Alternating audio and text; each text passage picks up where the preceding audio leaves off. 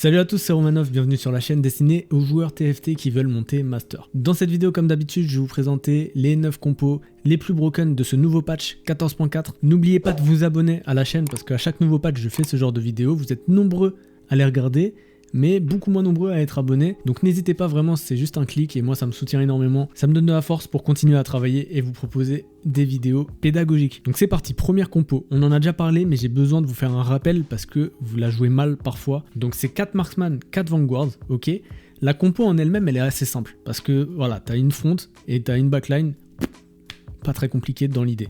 Maintenant, il faut faire très attention dans cette compo aux conditions de victoire. Et ça, c'est un truc un petit peu invisible parce que les champions en eux-mêmes ne se suffisent pas. C'est une compo qui, bon, Aurora, elle est pas censée être là, c'est niveau 9, hein, c'est le cap de la compo, mais en général, quand t'es au stage 4, t'arrives ici. Dans cette situation, t'es niveau 8 et tu veux trouver Aphelios 2, Xayah 2, Leona 2. Mais le champion le plus important parmi tout cela, c'est Leona. En fait, quand t'as Leona 2, elle est tellement tanky que limite les autres tanks qui servent à rien et c'est Leona qui va vraiment tanker et laisser le temps aux autres marksman de stack et de faire des dégâts. Marksman, je vous rappelle que toutes les 8 secondes, vous gagnez de l'AD. Donc l'intérêt de marksman, c'est que le combat dure longtemps. C'est pour ça que Leona 2, c'est vraiment hyper important de l'avoir et que vous pouvez perdre vos games ou perdre des fights alors que vous avez Xayah 2, Aphelios 2, mais Leona 1. Donc ça déjà, c'est la première chose à bien comprendre dans cette comp. Vous n'êtes pas stable tant que vous n'avez pas Leona 2. Ensuite, le deuxième truc qui se voit pas forcément, c'est au niveau des augmentes. Cette compo, c'est très important d'avoir des augmentes de combat. Et idéalement, 3 augmentes de combat. Les augmentes de combat, c'est les augmentes qui renforcent tous vos persos.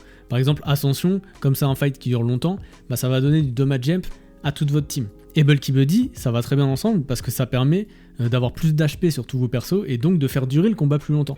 Donc vous voyez qu'il y a des synergies comme ça d'augmente qui vont être très bénéfiques à cette compo. Et la dernière augmente, elle donne des items.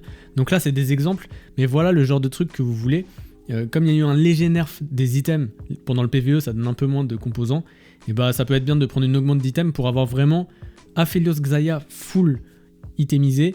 Et Leona 2 bien sûr full item. Maintenant la dernière condition pour cette compo, c'est vraiment de jouer tempo. Alors la tempo c'est un concept dont on parle rarement, mais en gros ça veut dire que il faut être le plus fort possible, ça se joue dans l'idéal en win streak, parce que ça va caper moins haut que les compos où tu peux mettre plein de légendaires etc. qu'on verra plus tard. Donc l'intérêt vraiment de cette compo, c'est d'être stable au niveau 8 et de gagner tout votre stage 4. Comme ça vous assure un top 4. Si vous perdez le stage 4, vous allez perdre trop d'HP et vous ne pourrez pas comeback avec cette compo parce que vos adversaires ils vont avoir en général des légendaires sur les boards etc. Ils vont être niveau 9 et vous, ça va être compliqué. Donc voilà comment jouer Marksman dans les grandes lignes. Maintenant au niveau des items, Leona, ça c'est les meilleurs items, c'est les items vraiment de base bien tanky. Au niveau des items, Aphelios il aime beaucoup cette combinaison Ginzu et Gunblade parce que la Gunblade, encore une fois, ça va permettre au combat de durer plus longtemps. Plus le combat il dure longtemps, parce qu'avec la Gunblade il va soigner Leona, il va soigner la front, plus les marksman ils stack de l'AD. Donc plus ça dure longtemps, plus vous faites des dégâts, plus vous êtes fort en fin de fight. Et Xayah on veut full dégâts, full crit comme ça. Et au niveau des items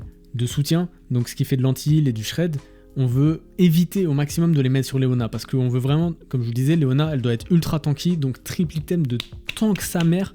Et derrière, ok, ou alors sur Jarvan, pourquoi pas, un Even Shroud ou quoi. Mais comme on a besoin de triple item sur nos carries, on va plutôt aller chercher le Last Whisper et le Red Buff sur ces persos-là. La deuxième compo, c'est la compo Z Divinicorp. Mais avant de vous la présenter, je voulais juste vous parler de mon guide des mécaniques invisibles. C'est un guide gratuit que j'ai créé justement pour tous les joueurs qui galèrent un petit peu à monter Master, qui sont stuck platine, émeraude, et qui comprennent pas trop pourquoi. En fait, c'est pas de votre faute, c'est qu'il y a plein de mécaniques dans TFT. C'est un peu comme si vous jouez sans avoir les règles du jeu, parce que c'est difficile. On trouve des informations à droite à gauche, mais il y a personne qui les a regroupées au même endroit. Donc c'est pour ça que j'ai décidé de faire ce guide pour vous aider et vous présenter tous les fondamentaux de TFT, ce que j'appelle les mécaniques invisibles, des trucs qu'on voit pas trop. On a l'impression de bien faire, mais en fait, vous passez à côté de choses sans vous en rendre compte.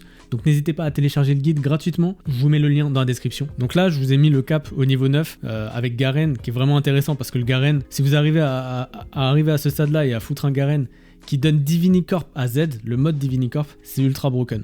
Maintenant, on va surtout être au niveau 8 et vous avez deux options. Au niveau 8, le but, c'est vraiment de trouver Z. Ça va être votre carry principal.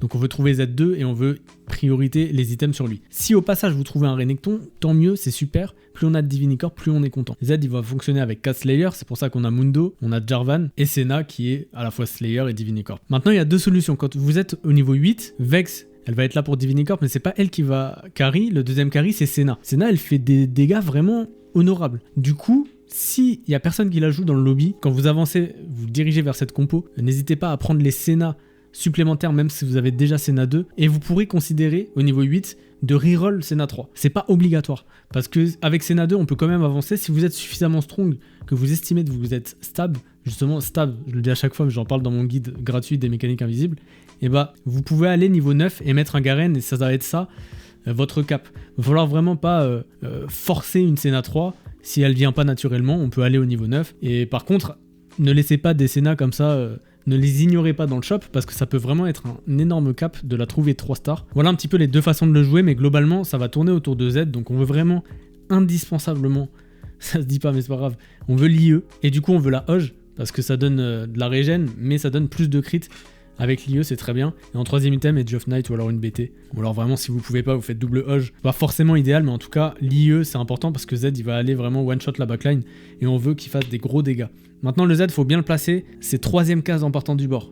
Ou alors, vous le mettez au centre et c'est une case à gauche ou une case à droite. Pourquoi? Parce qu'il va se diriger comme ça, à 4 cases à l'opposé. Donc si vous le mettez là, il va aller directement sur ce carry. Si vous le mettez là, vous l'avez aller sur ce carry.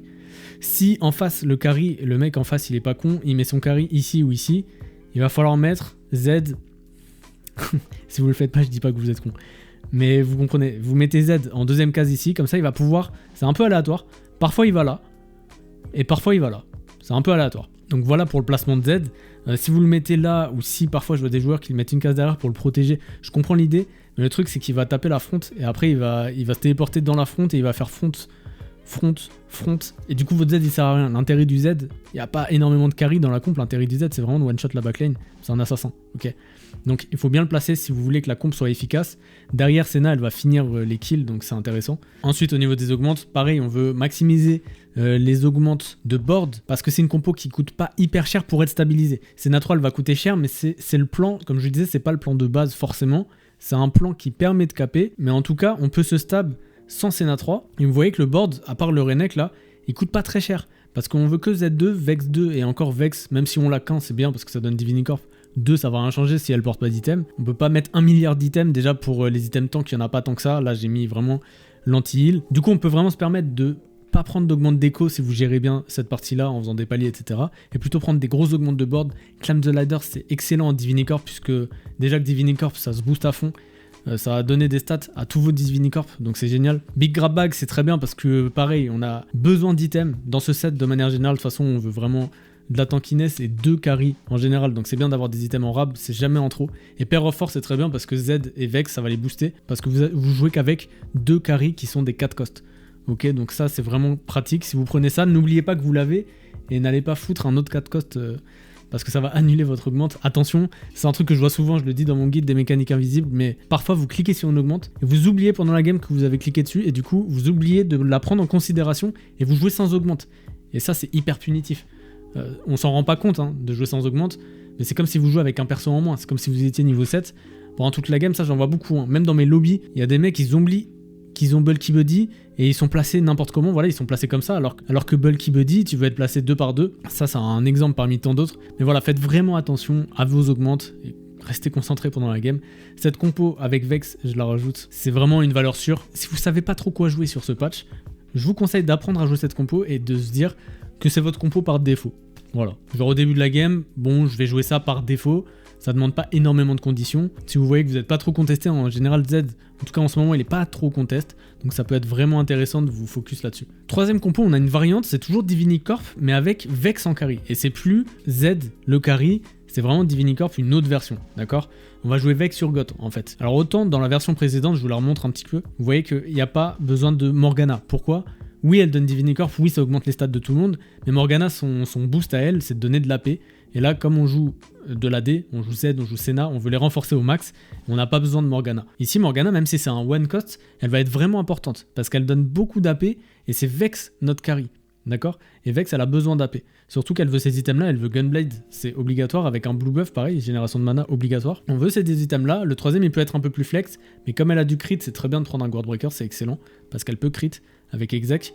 Maintenant, si vous avez pas ça, vous pouvez mettre un GS, mais il vous faut la Morgana. Ensuite, en tankiness, on va avoir le Shogat, parce que ça va donner Bruiser avec Gragas, et aussi Boombot avec le Urgot. Et du coup, c'est Shogat, dans cette version-là, notre tank principal. On veut lui mettre des items, il scale bien sur les HP, donc Warmog, c'est bien. La Sunfire, ça fait de l'anti-heal, en plus ça donne des HP supplémentaires en %. Donc voilà les items tank à favoriser. Après, vous n'êtes pas obligé de jouer de rédemption. Si vous êtes dans un lobby AD, c'est une méta plutôt AD, donc je vous recommande vraiment de jouer Bramble.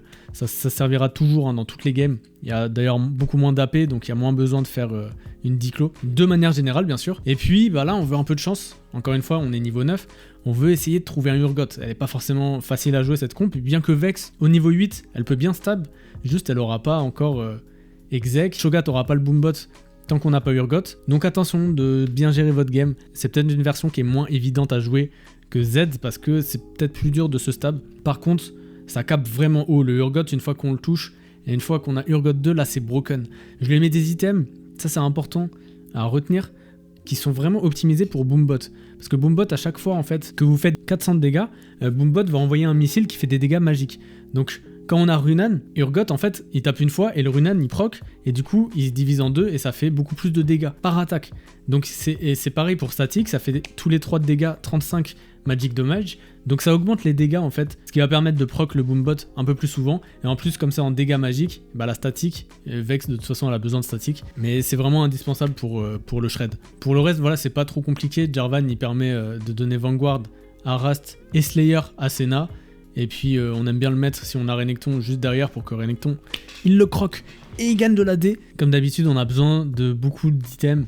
Donc n'hésitez pas à prendre une augmente d'items. Là Slamine c'est bien, c'est une augmente d'économie, ça donne aussi un composant. Sinon on veut des augmentes de board, Spirit Link c'est excellent parce que ça donne de la regen sur les max elf et Shogat il scale sur les max elf. Voilà c'est un exemple parmi tant d'autres. Ici attention j'ai mis une augmente spéciale Board of Directors. En fait c'est une augmente qui booste vos Divinicorps à condition d'en avoir maximum 3 sur votre board. Donc là dans ce setup là, si tu cliques sur ça et que tu joues 6 Divinicorps, ça sert à rien, c'est nul à chier. Je l'ai mis juste en guise de rappel, ok, on peut jouer ça potentiellement, et on peut jouer un setup autour de Vex, mais du coup je vais enlever Senna, je vais pas forcément jouer avec Renekton. La Morgana elle est quand même importante, mais je vais pouvoir virer le Rast, je vais pouvoir virer Jarvan, et jouer autour de ça. Alors pourquoi pas jouer en 4 bruisers, vous pouvez un petit peu flex, vous n'êtes pas obligé de jouer une compo en particulier, c'est juste, c'est fort, c'est un truc à savoir. Mais attention, va falloir être capable de flex et de jouer en 3 Divinicorp maximum. Alors il y a toujours la compo Vex Exotech qui fonctionne aussi. 4ème compo, on a la compo Exotech qui revient. Mais là on a une nouvelle façon de jouer Zeri Exotech. Et on va la jouer en fait avec Miss Fortune. C'est un setup qu'on n'a pas encore vu et qui fonctionne très bien en ce moment. Alors la condition, c'est l'item Exotech, le Pulse sur Zeri, qui fait office en fait de IE, mais qui exécute à 12% max elf, donc ça c'est très bien. On veut des items, les meilleurs items tank, c'est celui-là sur Mordeux, le châssis, l'item vert qui donne du shield, enfin qui booste les shields, et le répulseur lanterne sur Sejuani, c'est une sorte de mini Warmog. Notre base, c'est les Exotech, donc Jhin, Zeri, Mordeux, Jax, Sejuani, comme ça on a les bastions. Pour le bruiser, on va mettre Darius, et c'est là que c'est intéressant, on va mettre TF Miss Fortune, comme ça active le Syndicate, qu'on veut mettre sur Miss Fortune, on met le chapeau sur elle, et le TF, il donne Rapid Fire à Zeri. Et voilà, là on a notre version, la nouvelle en 5 Exotech, Zeri, Miss Fortune, donc voilà, comme d'habitude, deux carries qui vont se soutenir. Donc là, comme d'habitude, on a besoin de beaucoup d'items, c'est pour ça que les augmentes. J'ai pris Buried Treasure ici. En Prisma, c'est une des meilleures augmentes, je pense, pour cette compo, ça donne 6 composants. Alors il y a aussi les items Exotech qui se rajoutent, c'est pour ça qu'on a 4 persos qui portent les items ici. Sinon le reste on veut des augmentes de board, Little Buddy ça marche bien parce qu'on utilise beaucoup 1, 2, 3, 4 persos qui sont des 1 et 2 cost. Et ça va booster tout le reste, c'est-à-dire vos 2 carries et Sejuani, donc c'est vraiment bien. Mais sinon voilà, votre board de niveau 8, c'est vraiment fort. Et au niveau 9, on peut caper avec Aurora, c'est assez simple. Ça fait passer en 3 dynamo, donc on génère plus de mana. D'ailleurs, Miss Fortune, il ne faut pas lui mettre d'item de mana, on joue en dynamo, donc c'est pas forcément nécessaire, on veut la mettre full dégâts. Il y a la Zeri aussi qui fait le taf derrière. Et on peut flex des items AD. C'est une méta qui est vraiment tournée autour de l'AD. C'est pour ça que Bramble, si vous pouvez, là, Sejuani, on lui met des items qui donnent de la mana. Des items tank qui donnent de la mana. Mais dans n'importe quel autre compo, vos tanks, vous pouvez être quasiment sûr que Bramble, ça sera jamais en trop. Sur cette méta, sur le patch 14.4. 5ème compo, c'est un petit bonus. Je me suis fait plaisir. Alors, dans cette méta, petit disclaimer, je vous déconseille les rerolls. Déjà, de manière générale, si vous êtes en dessous de Master, je vous déconseille de jouer reroll, c'est plus difficile. Ça cap moins haut, sur ce set, c'est pas forcément évident à jouer. Vous vous cassez souvent les dents dessus, je ferai une vidéo plus spécifique sur le sujet. Mais moi, je vous conseille de bien apprendre à jouer les compos autour des 4 costs et à bien vous familiariser avec cette stratégie de jeu. Maintenant, si vous avez un spot parfait, si ça vous amuse, vous pouvez jouer cette compo, elle est forte, hein. Attention, elle est forte, mais elle n'est pas facile à jouer. On veut Starry Night, je pense que c'est obligatoire d'avoir Starry Night pour jouer cette comp. Et à la base, on veut reroll ces 4 persos là. Donc au start, on reste niveau 4 ou niveau 5. Et puis on veut chercher Mundo 3. C'est le plus important, je pense. Et derrière, un carry, mais on veut les 2 carries. En fait, on veut vraiment ces persos-là. Alistar, pas obligatoire, on peut le trouver plus tard. Mais on veut vraiment les 2 carries et Mundo surtout. Mundo, ce tank-là, il a l'air de rien, mais il est intuable. Même au stage 4, c'est difficile contre des mecs qu'on roll down au niveau 8 de tomber ce Mundo, vraiment. Derrière, la Séraphine, elle a porté les items... En fait, elle applique hyper bien le Morello, donc elle va prendre les items soutien, elle va foutre une vague comme ça, elle va lancer une vague qui va appliquer le Morello sur tous les ennemis adverses, et une fois qu'on a tout trouvé 3, on avance de niveau, et on veut juste rentrer Siteki. On veut pas jouer en version Street Demon, on veut jouer Siteki, il y aura Brand, mais sinon tout le reste, vous voyez, mort 2, ça donne Bruiser. On va essayer de caper le board si vous y arrivez, hein. Si vous trouvez des lèges, parce que c'est difficile d'aller au niveau 9, sachant qu'on a roll au niveau 4-5, mais déjà de base, si vous jouez 4 Bruiser, avec Kobuko c'est bien, et on veut Siteki, donc le Viego c'est le meilleur à rentrer bien sûr, mais il y en a d'autres après. Il y a Fiddle par exemple, mais après l'unité elle est un peu naze, ou Shyvana. C'est un peu naze, mais c'est mieux si vous trouvez pas de légendaire, au moins vous jouez en Siteki, et là ça peut faire des trucs. Vous pouvez faire un top 4 si la tempo a été bonne, je sais pas jusqu'où ça peut aller, mais c'est une compo fun, voilà, attention. Je vous dis pas de spammer cette compo, que vous allez gagner plein d'LP, je vous vends pas du rêve, c'est une compo qui est marrante, qui sort du lot, qui est jouée moins souvent, donc ça c'est pour... les joueurs qui ont envie de s'expérimenter là-dedans. Comme on a une grosse augmente d'écho derrière, on veut des items, parce qu'il y a plein de persos à itemiser. On veut une grosse augmente de board. Blazing Soul, je pense que c'est la meilleure dans ce setup-là. Et puis voilà, bonne chance. Pour finir, je vous montre 4 compos à jouer avec une grosse condition, mais qui sont très fortes dans la méta. La grosse condition, c'est d'avoir une spat, tout simplement. Alors, on va commencer par Boombot, c'est la plus dure à jouer. Si Boombot, ça capte vraiment haut, c'est vraiment fort. Vous pouvez jouer avec Vex, ça se combine très bien avec Urgot parce que vous avez le exec, et en sim Boombot c'est vraiment fort, et comme je vous disais, on veut vraiment ces 2 items là en Boombot.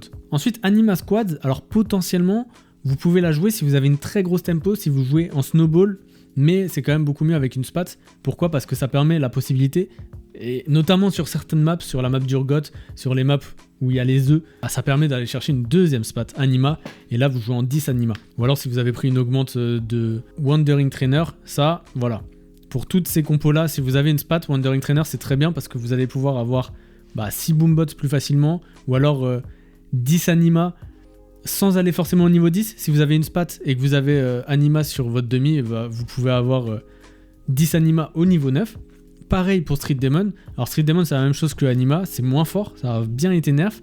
Mais si vous jouez la compo Brand comme on la connaît en 7 Street Demon, assez facile à jouer, avec une bonne tempo, c'est-à-dire vraiment en win streak, en gagnant tout le stage 2, en avançant, en poussant les niveaux, et d'autant plus avec une spat, ça vous permet de potentiellement débloquer le 10 Street Demon qui est pour le coup top 1 assuré.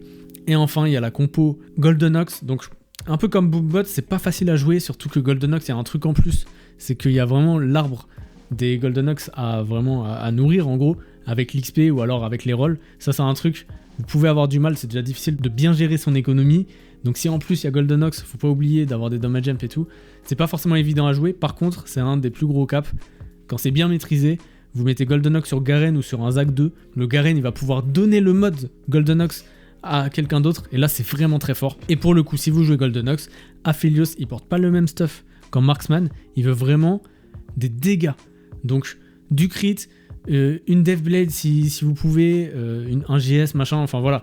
En Golden Ox, on veut faire beaucoup de dégâts, on a beaucoup de damage jump, mais on a moins de tanks, beaucoup moins que en 4 Vanguard, c'est pour ça que c'est pas le même stuff. Donc voilà, ça c'est toutes les conditions un petit peu supplémentaires que vous devez connaître dans la méta. Mais encore une fois, même si vous jouez les meilleurs compos de la méta actuelle, si vous faites n'importe quoi au niveau des fondamentaux et que vous passez totalement à côté des mécaniques invisibles, vous allez faire des bottoms. C'est pour ça que je vous conseille de télécharger mon guide gratuit. Le lien est dans la description. N'oubliez pas aussi de vous abonner à la chaîne, ça fait plaisir. Merci à tous, c'était Romanov.